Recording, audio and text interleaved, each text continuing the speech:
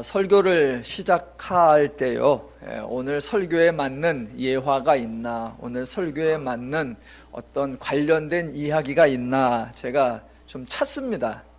찾는데 자꾸 옛날에 했던 것들만 찾아져요. 그래서 제가 점점 아재가 되어가나 보다 그런 생각이 드는데, 오늘도 예전에 했던 거, 옛날에는 넌센스 퀴즈 이런 거 많았습니다. 요새는 그런 거 잘 안 하더라고요. 제가 하나 내볼 테니까 맞춰보십시오.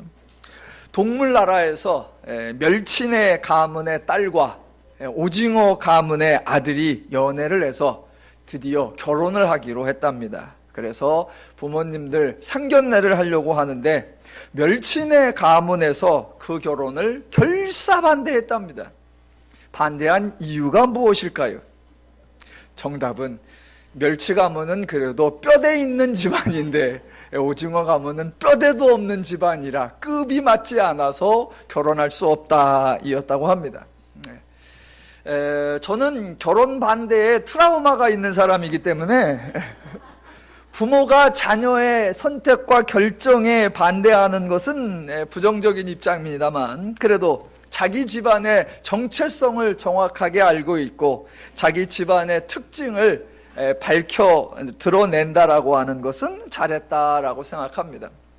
자기를 교만하려고 굽을 짓는 것은 좋지 않은 거고, 상대방을 멸시하려고 차별을 하는 것도 참 좋지 않은 겁니다. 그렇지만 자기가 가지고 있는 특성을 정확하게 알고 있고 자기 정체성을 분명하게 밝히는 것은 참으로 소중하고 필요한 일이다라고 생각합니다. 왜냐하면 자기 가지고 있는 것, 자기 정체성을 정확하게 알고 있지 않으면 했던 일을 반복하거나 하지 않아도 되는 일을 할 수도 있기 때문입니다. 한 기관에서 조사를 해서 발표를 했는데요, 사람이 걱정을 하는데 그 걱정 중에 99%는 하지 않아도 될 걱정이었다라고 합니다. 조금 더 세분하게 발표를 해보면 걱정을 했는데 일어나지 않은 일, 그게 70%였고요 걱정을 했는데 이미 지나가 본 일이었다, 그게 20%였고요 또 하나는 아무리 걱정해도 바뀌지 않는 게 9%였다고 합니다. 이런 발표를 제가 접할 때마다 저는 그 내용이 궁금한 게 아니라 도대체 이런 조사를 어떻게 할 수가 있나. 명색이 제가 그래도 대학 때 통계학을 전공한 사람인데 이런 거 배운 적이 없거든요. 어떻게 이런 통계가 나오고 조사를 어떻게 하고 질문을 어떻게 했길래 이런 게 점검이 되나, 여하튼 궁금합니다. 70에서 80% 정도가 하지 않아도 될 걱정이었다고 하니 쓸데없는 걱정만 하지 않아도 삶이 훨씬 평안하고 행복할 것입니다. 그래서 그 기관한테 한 가지 조사를 더 부탁을 하고 싶습니다. 걱정뿐만이 아니라 사람이 하는 수고 중에 쓸데없이 한 수고, 흔히 말하면 헛수고가 얼마나 됐었나, 그것도 좀 알고 싶습니다. 헛수고를 줄이면 과로사가 없어질 거고요, 헛수고를 줄이면 직장 내 갈등도 없어지고 가정 내 불화도 많이 줄일 수 있고, 요새 유행하는 저녁이 있는 삶, 워라벨, 그것도 쉽게 이룰 수 있다고 생각합니다. 저와 여러분 중에 어느 누구도 쓸데없는 걱정을 자청해서 하는 사람이 없고 쓸데없는 일을 자원해서 하는 사람이 없지요. 본인 생각에는 이건 정말 걱정스러운 일이라 걱정을 했는데 결과적으로 쓸데없는 걱정이었고, 이거는 꼭 해야 되는 일이라 애써서 했는데 안 하면 큰일 날 줄 알았는데 결과적으로 지나고 보니까 헛수고가 된 경우가 많이 있습니다. 아직 일어나지 않은 일이나 미처 완성되지 못한 일에 대해서는 걱정이나 수고를 줄이는 것이 쉽지 않습니다. 말 그대로 아직 끝을 보지 않았으니까, 아직 결과 또는 결론이 나지 않았으니까, 어떤 변수가 발생할지 모르니까 일이 끝나기 전까지는 할 수 있는 다양한 생각, 취할 수 있는 다양한 조치를 취할 수밖에 없습니다. 하지만 이미 끝이 났는데, 이미 결론이 났는데, 이미 모든 것이 이루어졌는데 그 내용을 모르고 그 사실을 몰라서 여전히 걱정하고 있고 계속해서 수고를 하고 있다면 그것은 정말로 어리석은 행동입니다. 그런데 이런 어리석은 행동이 가장 많이 발생할 수 있는 곳이 바로 기독교이고, 이 미련한 행동을 가장 많이, 가장 자주 하시는 부류가 바로 성도들입니다. 왜냐하면 기독교의 특성, 성도의 정체성을 정확하게 알지 못하기 때문입니다. 데살로니가 전서는 말 그대로 편지입니다. 바울과 디모데와 실루아노가 데살로니가에 있는 성도들에게 보낸 편지입니다. 편지면 자연스럽게 편지 보내는 사람의 이야기가 나오고 편지 받는 사람들의 이야기가 나와야 합니다. 그런데 바울은 2절에서 불쑥 하나님께 감사하며 라고 시작을 합니다. 일단 읽어보겠습니다. 우리가 너희 모두로 말미암아 항상 하나님께 감사하며 기도할 때에 너희를 기억함은입니다.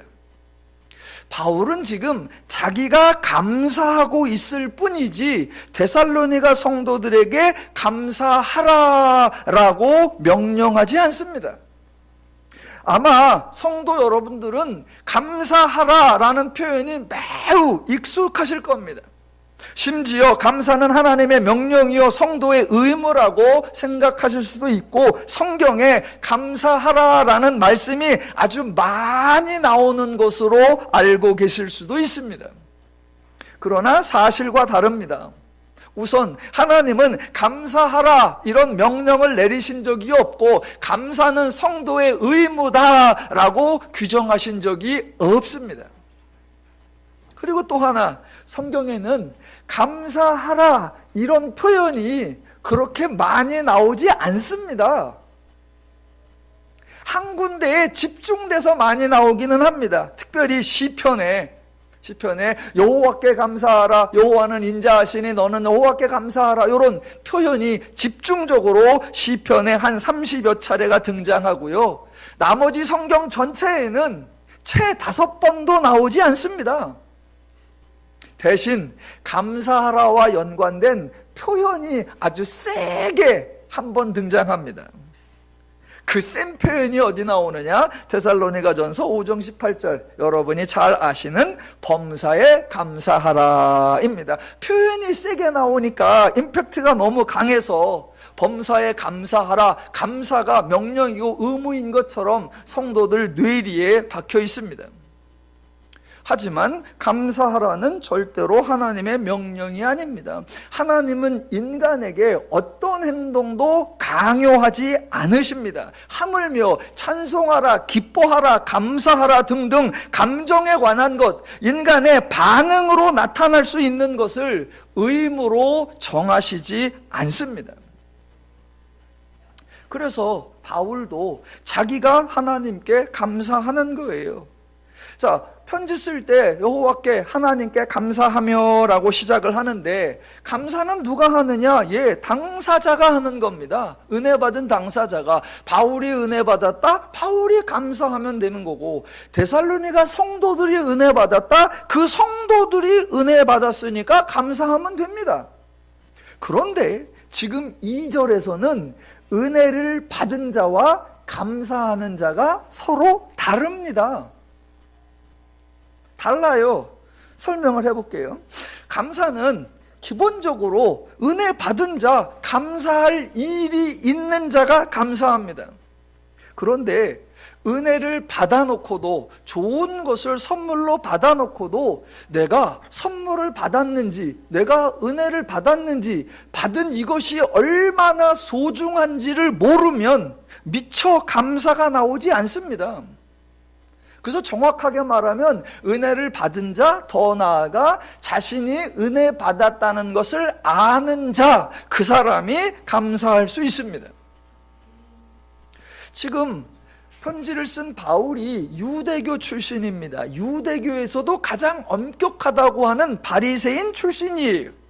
그래서 예수 믿는 사람들을 박해하던 사람이었어요. 평상시 예수 믿을 마음이 요새 말로 1도 없었고, 도리어 예수 믿는 자들 박해하고 예수 믿으라고 전하는 것도 금지하러 다니던 사람이었습니다. 그런 바울이 지금 자기가 예수를 믿고 있고 교회의 성도가 되었습니다. 자기에게 이루어진 일이 처음에는 얼마나 귀한지 바울 자신도 몰랐습니다. 왜요? 자기 의도로 된 것이 아니고 자기의 계획이나 자기의 뜻이 전혀 없었기 때문에 자기에게 임한 은혜가 얼마나 귀한지 몰랐어요.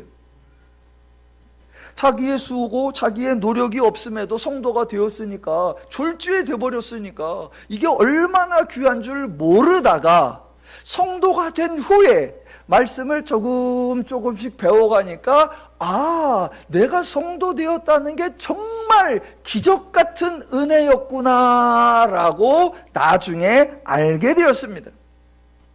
그래서 바울은 자기가 받은 은혜가 귀한 만큼 지금 데살로니가 성도들이 받은 은혜도 정말 귀하다는 것을 알고 있습니다.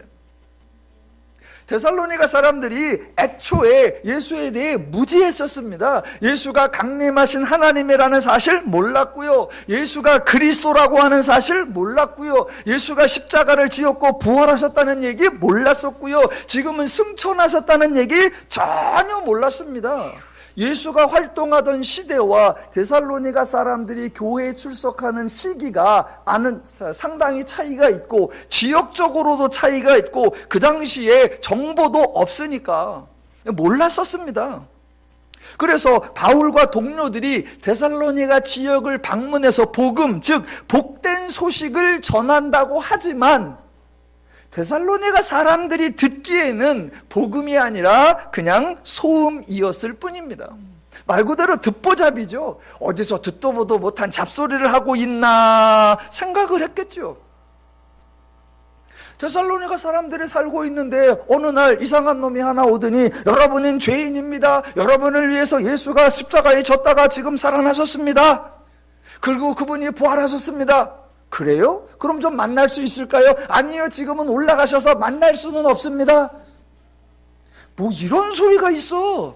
도무지 설득력이 없고 허무맹랑하고 백성들을 미혹해 하는 소리로 들렸을 것입니다. 그러니까 복음을 전하는 바울 자신도 이 복음을 어떻게 전달해야 하고 과연 저들이 받아들일까 매우 회의적이고 궁금했습니다. 그런데 데살로니가 사람들 중에 일부가 복음을 들었고 성도가 되었습니다. 바울 생각에 이건 정말 기적 같은 일이고 놀라운 일이고 엄청난 일인데, 바울은 그렇게 엄청나게 놀라운 일이라고 생각하는데 정작 데살로니가 사람들은 그 은혜의 귀한 걸 모르고 있습니다. 그러니까 누가 감사하냐? 바울이 감사합니다. 은혜는 데살로니가 사람들이 받았는데 감사는 바울이 합니다. 왜요? 너희들이 받은 은혜가 얼마나 귀한지 바울은 알기 때문입니다.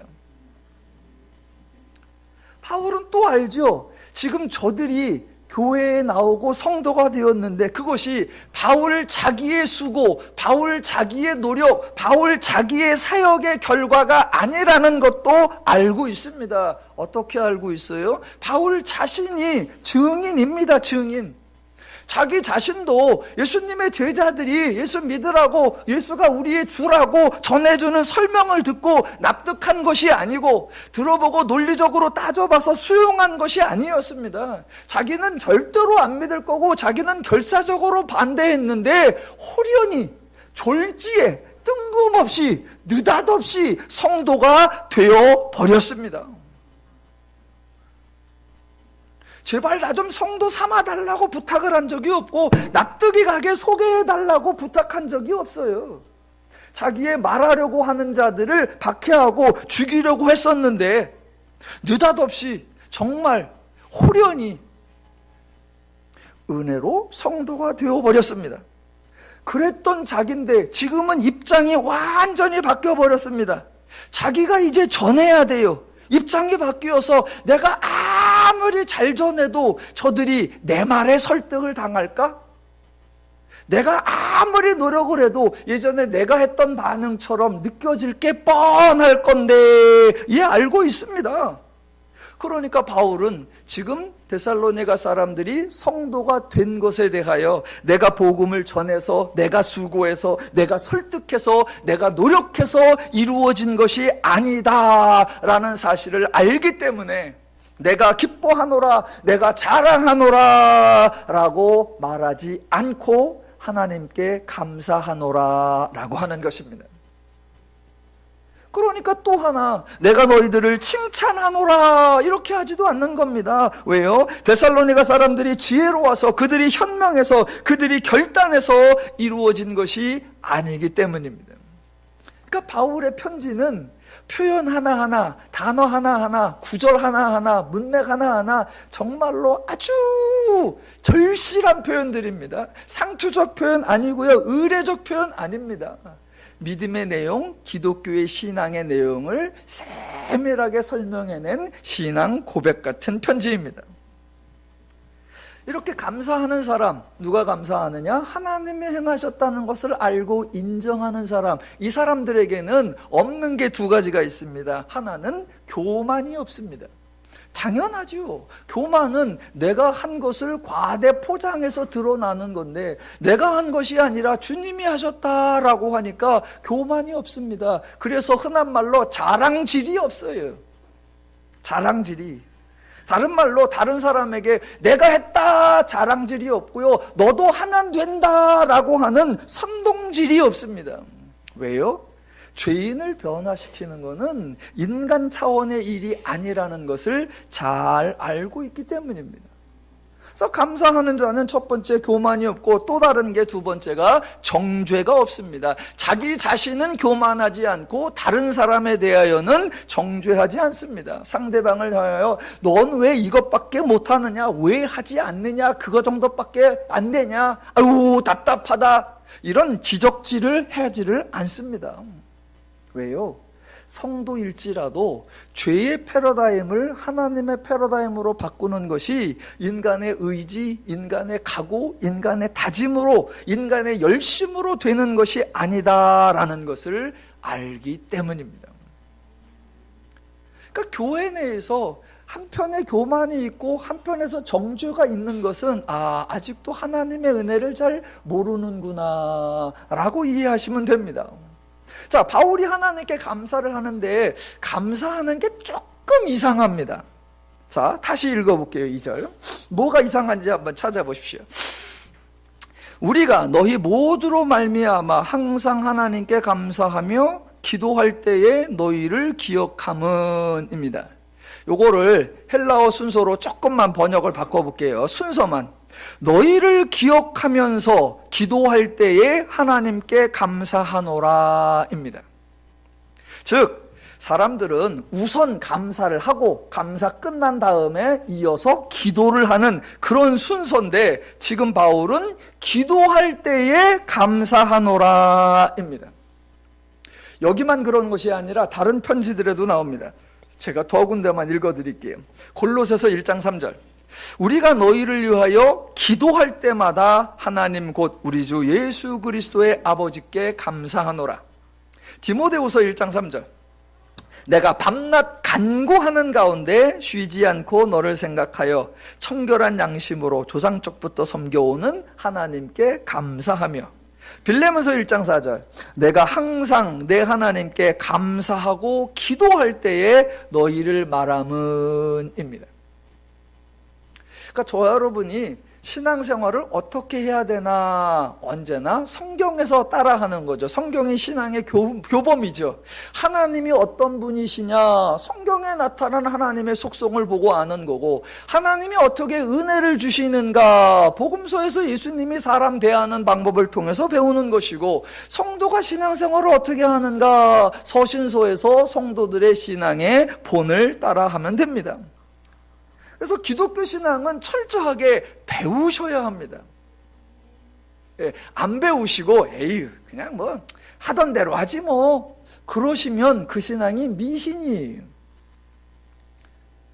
아니 그냥 다른 사람이 하는 것처럼 많은 사람이 하니까 나도 그냥 같이 따라 해야지.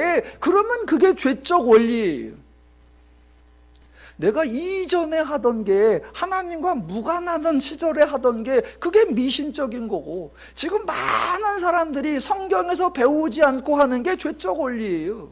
그러니까 하던 대로 남들이 하는 대로 절대로 그러면 안 되고, 성경이 뭐라고 말하는지, 성경이 어떻게 알려주는지 성경에서 배워야 합니다. 자, 바울이 보여주는 신앙의 모범 중에 하나가 기도인데, 기도가 우리는 내가 원하는 것을 간구하는 수단으로 기도를 하는데, 바울은 하나님께 받은 은혜를 감사하며 그 감사를 표현하는 수단으로 사용하고 있다라는 겁니다. 여러분, 이게 단순히 차이가 나는 정도가 아니라 기독교냐 아니냐라고 하는 본질적 차이를 내포하고 있습니다. 타종교에서 기도는 자기가 필요한 것을 구하고 요청하고 달라고 할 때 하는 겁니다. 왜요? 타종교에서는 신이 먼저 인간의 상태를 헤아리고 신이 먼저 인간의 필요를 공급해준다, 그런 개념이 없습니다.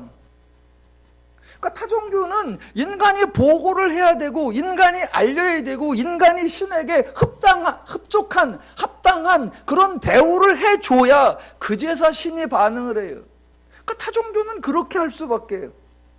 그러나 기독교는 하나님이 인간에게 먼저 은혜를 주시고 먼저 선물을 주시니까, 내가 기도하기 전에 하나님께서 너에게 있어야 할 것을 아시고 미리 주시는 분이시다 라고 하니까, 달라고 기도하려고 딱 하다가 아참 받았지 감사합니다, 구하려고 눈을 감았다가 아참 받았지 감사합니다 라고 해서, 기독교는 간구하는 수단이 아니라 감사하는 수단이 기도예요.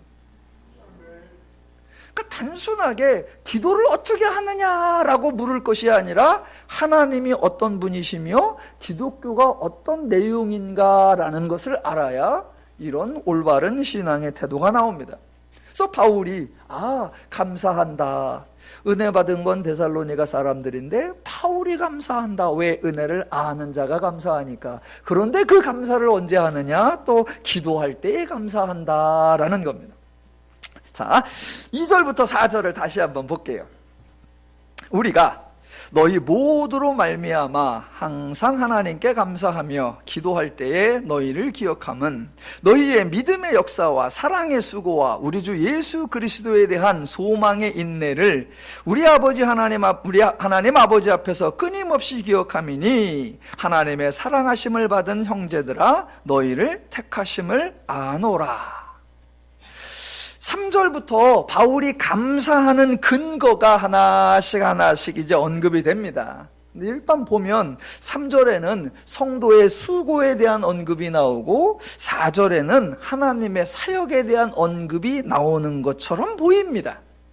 자, 여기서 제가 한 가지 질문을 드려보겠습니다. 한 분도 빠짐없이 꼭 대답을 해보시기 바랍니다. 정답을 맞추시는 분에게는 예배 후에 주의 만찬에 참석할 수 있는 자격을 드리고, 정답을 못 맞추시는 분에게는 예배 후에 주의 만찬에 참석할 수 있는 자격을 드리겠습니다. 더누림교회는 절대로 인간의 행동에 근거해서 차별 대우를 하지 않습니다. 아주 복음적인 교회니까. 그래서 아무 걱정하지 마시고 담대하게 대답을 속으로만 하시면 됩니다. 자, 2절 끝에 너희를 기억함은 이고요, 3절 끝에도 끊임없이 기억함이니 이고요, 중간에 바울이 기억하는 내용이 나옵니다. 3절만 다시 보면 너희 믿음의 역사와 사랑의 수고와 우리 주 예수 그리스도에 대한 소망의 인내를 자, 여기서 질문. 바울이 데살로니가 성도들 모두로 말미암아 항상 감사하는 내용이 3가지가 나오는데, 이 3가지에서 강조되는 것, 핵심이 무엇입니까? 저는 또 워낙 친절한 사람이라 질문을 객관식으로 드리겠습니다. 세 가지가 믿음의 역사, 사랑의 수고, 소망의 인내인데, 이때 강조점이 믿음, 사랑, 소망일까요? 아니면 역사, 수고, 인내일까요? 제가 시작할 때부터 힌트를 많이 드렸습니다. 기독교는 하나님이 일하시는 종교다. 인간은 하나님께 은혜 받은 반응으로서 감사한다 라고 말씀을 드렸습니다. 지금 바울이 믿음의 역사, 사랑의 수고, 소망의 인내를 언급하는데, 지금 믿음, 사랑, 소망을 강조할까? 역사, 수고, 인내를 강조할까? 정답은 믿음, 사랑, 소망입니다. 세상의 초점은 모든 관심이 인간에게 맞추어져 있습니다. 왜냐? 인간이 무엇이든 행해야 결과가 만들어지기 때문입니다. 세상의 영원한 진리, 공짜는 없다입니다. 세상은 신의 존재를 인정하지 않고 신의 활동이나 신의 사역을 인정하지 않습니다. 그러니까 신이 일하는 것이 없으면 인간뿐이고, 인간이 일해야만 무엇인가 만들어집니다. 그래서 이제부터 인간이 무엇을 행하나, 인간이 어떻게 행하나, 인간이 얼마나 행하나, 거기에 따라서 더 많은 것, 더 좋은 것, 더 큰 결과가 만들어집니다. 그래서 그 인간이 행동에 주목을 하고, 그 인간이 애쓰고 수고해서 만들어낸 결과를 그 사람의 업적이다, 그 사람의 치적이다 라고 얘기를 해주고, 그렇게 업적이나 치적을 만들어낸 사람에게는 상응하는 보상, 상응하는 대가가 주어집니다. 예, 그게 세상의 전형적인 레퍼토리, 세상의 당연한 패러다임입니다. 예, 세상은 그렇게 하는 거예요. 그게 나쁘다고 욕할 것이 아니라, 그것이 비난할 것이 아니라, 세상은 그런 거예요. 대신 기독교는 다르다라는 겁니다. 만약 다르지 않으면 기독교 이해할 이유가 없지요. 세상과 똑같은 패턴이라고 하면 굳이 하나님을 믿어야 할 이유가 없고, 세상이나 교회나 세상이나 기독교나 같다라고 하면 하나님의 존재의 의미, 하나님의 역할, 아무런 가치가 없습니다. 그러니까 기독교는 달라야만 합니다. 그리고 실제로 다릅니다. 어떻게 다르냐? 기독교에는 하나님이 계시다. 그리고 그 하나님이 먼저 일하신다. 그 일하셔서 만들어낸 결과를 인간에게 은혜를 주셨다. 이 사실이 있다는 겁니다. 세상은 신이 만들어준 게 없으니까 인간이 만들어내야만 하고, 기독교에는 하나님이 계셔서 하나님이 만들어서 우리에게 선물로 주신 게 있다는 거예요. 그래서 3절에서 하나님이 주신 것, 그렇게 주시니까 인간이 받은 것으로 소개되는 게 믿음, 소망, 사랑입니다. 여러분이 이 자리에 계신데, 자, 믿음, 소망, 사랑을 가지고 계십니다. 어디서 나셨죠? 믿음, 소망, 사랑을 가지고 계신데 어떻게 가지시게 되셨죠? 어느 날, 에이씨, 내가 하나님을 믿어봐야 되겠다 확 믿으니까 그날 믿음이 쑥 생기셨나요? 다른 사람은 안 믿는데 나는 믿을래 라고 본인이 두 주먹 불끈 쥐고 결단하니까 그때부터 인내가 있어, 소망이 있어지고 사랑이 있어지던가요? 만약 본인이 다짐하고 본인이 결단해서 만들어졌고, 그래서 여러분이 소유하고 계시다면 그건 여러분의 공로입니다. 그래서 여러분이 상급을 받으셔야 합니다. 그런데 기독교에서 전파하는 기본이 뭐냐? 예, 저와 여러분은 죄인이었다. 하나님에 대하여 죽은 자요. 하나님에 대하여 죽은 자는 스스로 하나님을 믿을 수 없다. 성경을 통해서 배웠습니다. 성경의 가르침대로라고 하면 저와 여러분이 가지고 있는 믿음, 사랑, 소망 전적으로 하나님이 주신 것이요, 저와 여러분은 받은 것입니다. 기독교는 인간이 받았다 여기를 강조하는 게 아니라 네가 받을 수 있도록 하나님이 주셨다, 이 하나님의 행동, 하나님의 사역, 하나님의 은혜를 강조하는 겁니다. 자, 지금 세 가지가 나오죠. 믿음의 역사, 사랑의 수고, 소망의 인내. 이 중에서 하나님이 주신 게 믿음, 사랑, 소망이고, 성도들이, 인간이 행한 게 역사, 수고, 인내입니다. 여기서 만약 역사, 수고, 인내를 강조하면 하나님께 감사할 것이 아니라 데살로니가 성도들을 칭찬해야 합니다.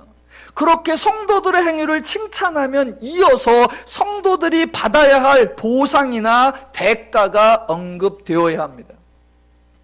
반대로 만약 믿음, 사랑, 소망을 강조하면 데살로니가 성도들을 칭찬해야 할 것이 아니라 하나님께 감사하면 됩니다. 그렇게 하나님의 사역에 감사하면 하나님이 주신 것, 하나님으로부터 받은 은혜가 언급되어야 합니다. 그래서 지금 바울은 아주 기독교적으로, 아주 복음적으로 차근차근 정교하게 편지를 써 내려가고 있습니다. 물론 성도들이 행한 것 있지요. 성도들이 역사한 것, 성도들이 수고한 것, 성도들이 인내한 것 모두 인정하는 겁니다. 너희들 수고했다, 너희들 역사했다, 너희들 인내한다, 정말 수고하고 애쓰고 있다. 대신 그 수고가 어떻게 가능해졌냐? 그 역사가 가능한 것은 하나님이 주신 믿음 때문이요, 그 수고가 가능한 것 하나님이 주신 사랑 때문이요, 그 인내가 가능한 것 하나님이 주신 소망 때문이었다라고 밝혀주는 겁니다.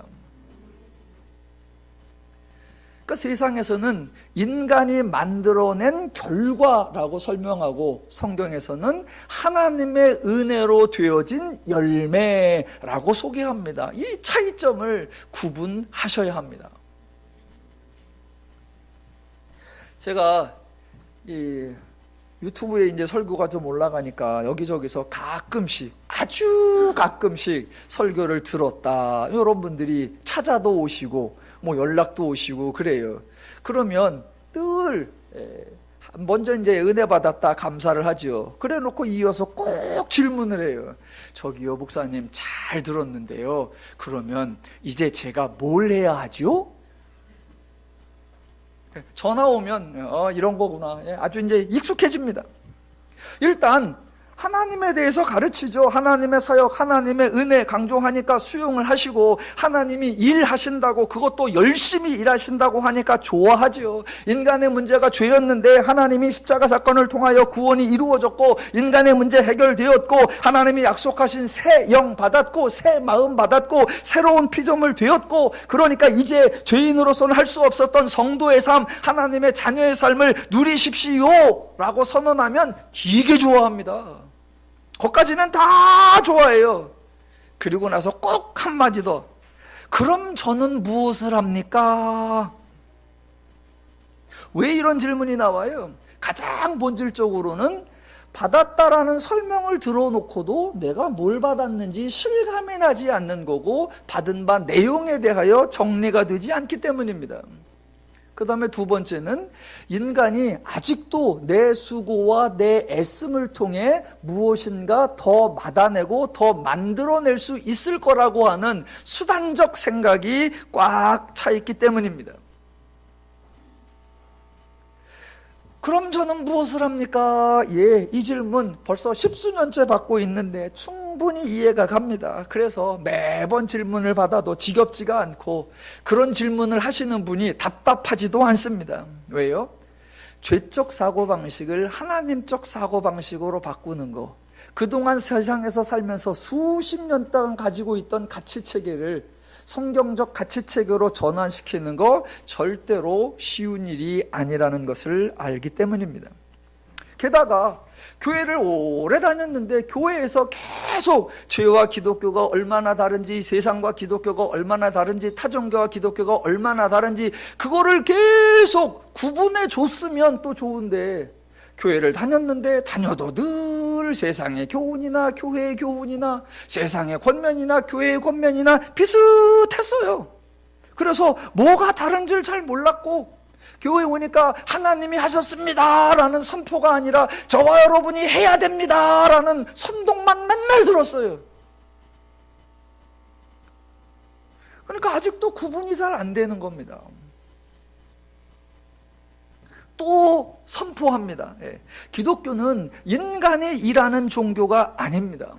기독교는 인간이 신이 지정해주는 과업을 달성해야 하는 종교가 아닙니다.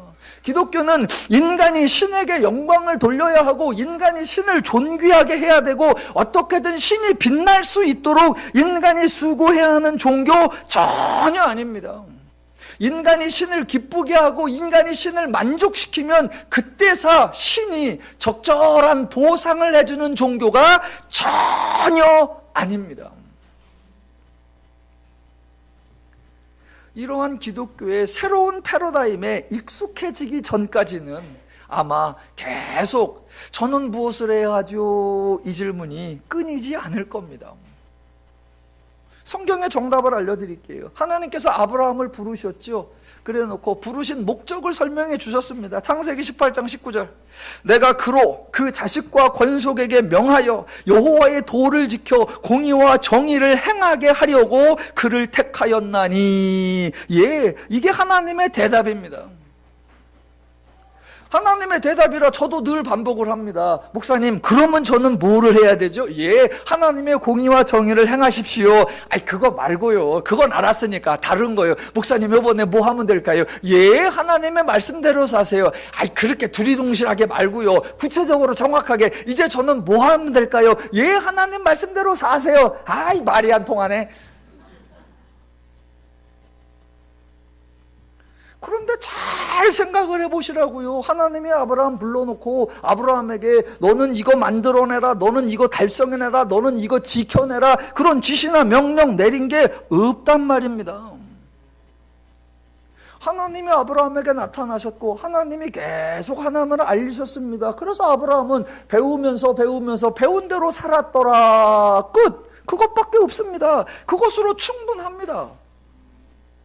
구약의 이스라엘도 마찬가지죠. 일은 하나님이 하셨어요. 애굽에 종살이 할 때에 10가지 이적 하나님이 행하셔서 출애굽시켰죠. 광야 40년 지나는 동안에 이스라엘은 한 일이 없습니다. 하나님은 계속해서 만나 몰아오시랴, 메추라기 떨고 트리랴, 하나님이 수고하고 애쓰셨죠. 그렇게 40년 하나님은 쉬지 않고 일하셨고 가나안에 들어가서 정복할 수 있도록, 그리고 정착할 수 있도록 하나님이 애쓰셨습니다. 그렇게 해서 이스라엘에게 새로운 땅에서 새로운 삶을 살도록 모든 은혜를 베풀어 주신 후에 그 이스라엘에게 지시하고 명령하신 일이 없습니다. 너는 이제부터 가나안에서 이것을 달성해내라, 영토를 확장해라, 부국 강병을 이루어라, 한마디도 없습니다. 그저 딱 하나, 이제 새로운 땅에 들어왔지, 새 생활이 시작됐지, 이제 너희가 서로 더불어 행복하게 살아. 어떻게 사냐면 내가 너희에게 알려준 말씀대로, 내가 너희에게 정해준 율법대로 그렇게 살면 너희가 행복하고 그렇게 살면 너희가 안정될 거야. 그렇게 살아서 너희 신나게 살아라. 전문용어로 누림. 그것뿐입니다. 그것뿐. 여러분 잘 보시면 구약부터는 내가 무엇을 해야 합니까? 이런 질문이 없어요. 그러다가 그 질문이 언제 나와요? 복음서에서 예수님께 나왔던 바리새인들이나 유대교인들이 내가 무엇을 하여야 영생을 하리이까? 이런 얘기가 나와요. 그러니까 지금 복음서에 나오는 유대인들은 유대교로 기독교 신앙과 완벽히 다른 죄적 종교에 쩌들어 있는 거예요. 그래서 질문하지 않아도 되는 엉뚱한 질문들을 하는 거예요. 성도 여러분은 하나님의 은혜를 아셔서 받은 바 은혜를 풍성히 누리시는 것으로 족합니다. 얼마 전에 세미나가 하나 있었어요. 그래서 세미나가 있어서 저걸 좀 참석해보고 싶다. 제목이 예배 월십 세미나였어요. 저희 교회 예배는 아주 순진하잖아요. 뭐 예배 디자인도 없고 뭐 예배 프로그램도 없고 그냥 뭐 단순하게 앞에서 찬송 부르고 광고하고 설교하고 뭐 지금 멋있는 예배 퍼포먼스가 없습니다.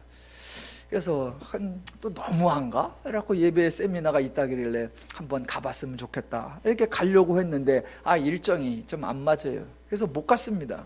그래서 못 가서 그냥 그랬다 그랬는데 엊그제 교계 신문에 그 워십 세미나 강의 내용이 이렇게 좀 소개돼서 나왔어요. 그래서 그 기사를 딱 읽다가 야, 안 가길 정말 잘했다. 강의 제목이 뭐였냐면요, 예배에 목숨을 걸어야 할 성경의 5가지 원리. 예, 저는 절대로 동의 못할 제목이에요. 예, 절대로 동의 못할 제목. 예, 예배에 목숨을 걸어야 할 5가지 원리. 여러분, 기독교는요, 인간이 목숨을 거는 종교가 아니에요. 예배에 목숨 걸지 마시고, 기도에 목숨 걸지 마시고, 찬양에 목숨 걸지 마시고, 헌신에 목숨 걸지 마시고, 전도에 목숨 걸지 마세요. 뭐 거실래면 거세요. 기독교는 인간이 목숨을 거는 종교가 아니라 하나님이 목숨을 거셔서 하나님이 인간을 목숨 걸고 살려내신 종교입니다. 그렇다면 기독교는 죽으려고 애쓰는 종교가 아니라 하나님이 살려내신 삶을 풍성하고 자유롭고 평안하고 안식하고 행복하게 사시는 거, 그게 핵심입니다.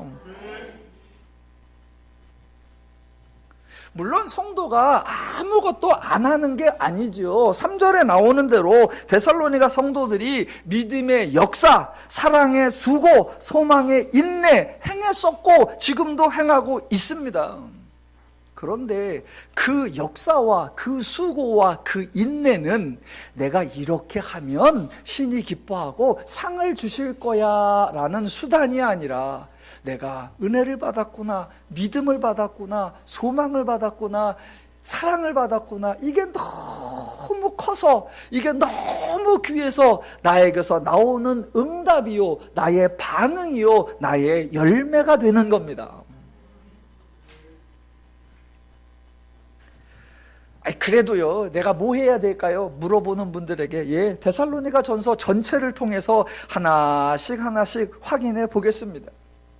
그죠? 받은 은혜를 누리고 사십시오, 그런 대답이 아니라, 하나님의 마음과 뜻과 원리와 방법으로 행하십시오, 그런 원론적인 대답이 아니라, 데살로니가서에 나오는 여러 가지를 꼭 집어서 제가 구체적으로 설명을 드리겠습니다. 대신 설명드리면 꼭 하셔야 돼요.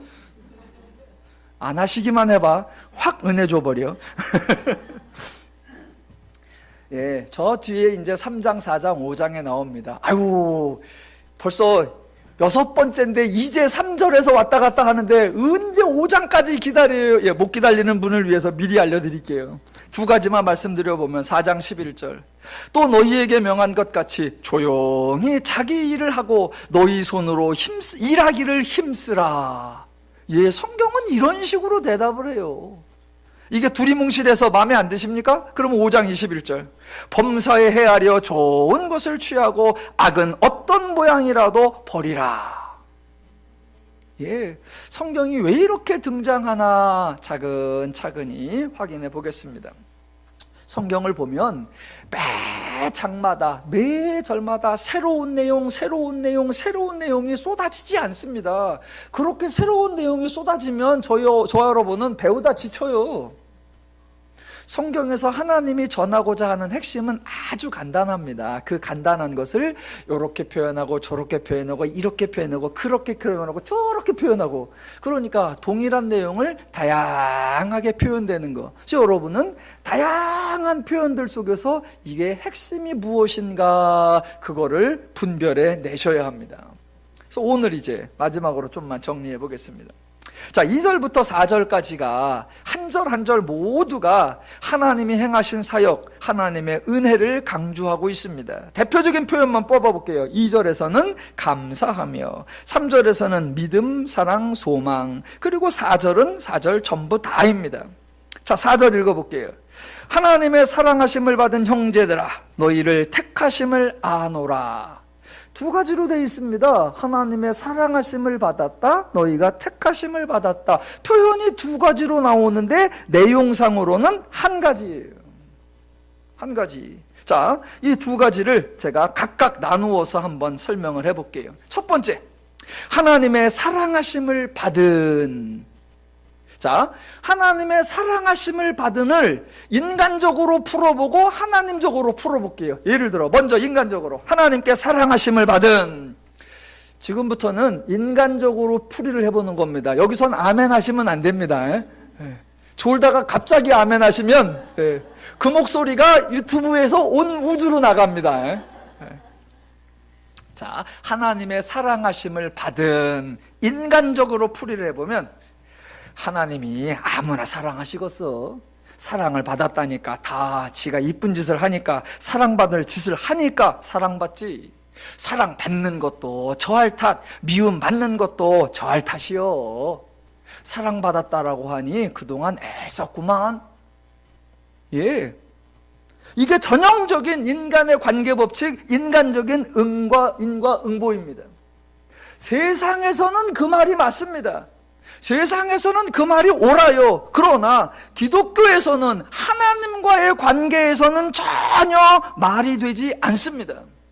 왜냐하면 죄인은 하나님에 대하여 죽은 자, 하나님을 모르는 자, 하나님의 마음과 뜻과 원리가 없는 자, 하나님의 방법으로 행할 능력이 없는 자입니다. 그런 죄인이 어떻게 하나님께 이쁨을 받을 수 있는 일을 행할 수 있습니까? 만약 그렇게 행할 수 있는 사람이라면 그 사람은 죄인이 아닙니다. 자, 하나님께 사랑하심을 받은 이것을 하나님의 관점으로 풀어보면, 여러분, 죄인 중에 아무도 하나님의 기준에 맞는 자가 없습니다. 하나님의 뜻하는 자로 행하는 자가 없습니다. 당연히 하나님의 관심을 끌지도 못하고 하나님의 주목을 끌지도 못하고 하나님께 인정을 받지도 못합니다. 그래서 하나님이 죄인을 사랑해 주시는 것입니다. 자격 있는 자를 사랑해 줄 것이 아니라 정반대로 대가를 주면 됩니다. 그러나 대가를 받을 수가 없으니까, 보상을 받을 수 없으니까 하나님께서 일방적으로 사랑을 주시는 것입니다.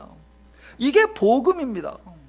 이렇게 자격 없는 자를 사랑하시니까 모든 사람이 사랑을 받을 수 있고, 자격 없는 자에게 하나님의 은혜를 주시니까 항상 사랑을 받을 수 있다라고 표현하는 겁니다. 그렇게 사랑을 받으니까, 그렇게 은혜를 받으니까 감사가 나오고 찬송이 나오게 되어 있습니다. 예배를 기획하면 이렇게 딱 할 때 그때 착 음악이 나와야죠. 당신은 사랑받기 위해 태어나 착 나와야 예배 디자인이 되는 건데. 예, 하나님의 사랑하심을 받은 반대말은 네가 합당한 인정을 받은 그거예요. 우리는 인정받을 수 있는 자가 없다. 그래서 하나님께서 일방적으로 사랑을 주신다. 바울 자신도, 데살로니가 성도들도 하나님의 사랑을 받았다라는 표현입니다. 하나 더 볼게요. 4절 마지막. 너희의 택하심을 아노라.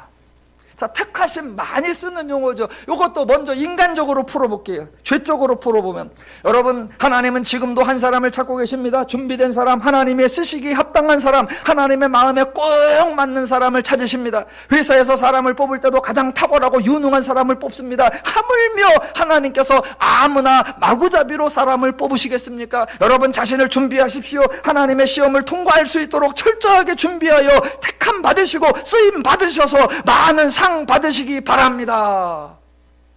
예, 세상이면 말이 돼요. 세상이면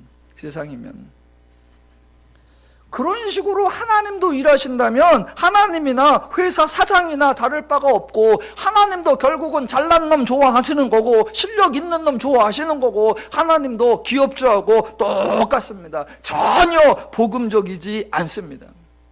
더 정확하게 말하면 죄인 중엔 그런 사람 자체가 존재하지 않습니다. 너희를 택하심을 아노라, 이 표현을 하나님의 관점에서 풀어보면 이렇게 됩니다. 만약 준비된 사람이 있고 하나님의 뜻대로 행할 능력이 있는 사람이 존재한다면 하나님이 그 사람을 선발하면 됩니다. 그런 사람이 있다 그러면 다 모아서 경쟁을 시키고 그 중에서 가장 탁월한 사람, 가장 훌륭한 사람을 선출하면 된다. 그런데 뽑을 사람이 없고 선발할 사람이 없고 선출할 사람이 없다. 그러니까 하나님 쪽에서 일방적으로 하나님이 배려적으로 택하실 수밖에 없다. 뽑을 사람이 없으니까 하나님이 택할 수밖에. 그래서 여러분은 택하심을 받은 자들이다 라는 표현입니다. 저와 여러분이 지금 이 자리에 와 계십니다. 질문해 볼게요. 어떻게 오셨죠? 여러분이 선발되셨습니까? 택하심을 받으셨습니까? 여러분이 경쟁에서 이겨서 선출되셨습니까? 일방적인 은혜로 하나님의 택하심의 은혜를 받으셨습니까? 저는 지금 목사로 이 자리에 있습니다. 예, 제가 어떻게 이 자리에 있을 수 있나? 오직 하나, 하나님의 은혜. 그것 말고는 설명드릴 게 없습니다. 어느 날 신학교회를 갔죠. 신학교회를 갔더니 이제 개회 예배, 이제 저희는 입학할 때, 체풀할 때 이제 예배를 드리니까 하나님께서 특별한 선택을 받아서 하나님께서 여러분을 쓰시려고 다 부르셨다. 난 그런 적이 없는데. 일반대에서 통계학을 전공하던 사람이 어느 날 신학교를 왔습니다. 왜 왔겠어요? 잘 나갔으면 왔겠어요? 막 그쪽에 너무 탁월하고 너무 유능해서 막 여기저기서 저를 데려가려고 많은 사람이 스카우트해요. 그러면 제가 왔겠냐고요? 안 왔겠죠. 어씨 실력이 안 돼. 어씨 자격이 안 돼. 세상에서 아무도 저를 쓰는 사람이 없습니다. 그러니까 하나님이 둘러보시고 아무도 안 쓰냐? 예. 그러면 나라도 쓸까? 써주시면 감사하죠. 그래서 왔죠. 저를 무시하셔도 어쩔 수가 없습니다. 그건 팩트니까. 그러다 어느 날 또 세월이 이렇게 가다 보니까 또 목사가 됐습니다. 어떻게 됐습니까? 여러 전도사들 중에 가장 우수하고 가장 탁월하고 아니요. 하나님께서 성경을 읽게 하고 성경을 깨닫게 하고 성경을 알게 하고 성경의 은혜를 주셔서 목사 삼아놓고 목사 노릇 해먹을 수 있도록 하나님이 도우시고 도우셔서 그 하나님의 은혜로 이 자리에 와 있습니다. 저를 불쌍히 여기시는 표정을 지으시면 안 됩니다. 제가 보기에 여러분이나 저나 도끼인 객긴이에요. 예, 그래서 지금 바울이 처음부터 끝까지 기독교는 세상과 다르다. 기독교는 타종교와 다르다. 기독교는 죄와 다르다. 기독교는 하나님이 존재하시고 하나님이 일하시고 우리 모두는 하나님의 은혜를 입은 자다라고 강조합니다. 저와 여러분이 그 은혜를 점점 더 많이 알아가시고 그 은혜를 점점 더 많이 누려가셔서 삶 가운데 기쁨과 감사와 찬송이 날마다 풍성해 주시기를 주님의 이름으로 축원합니다.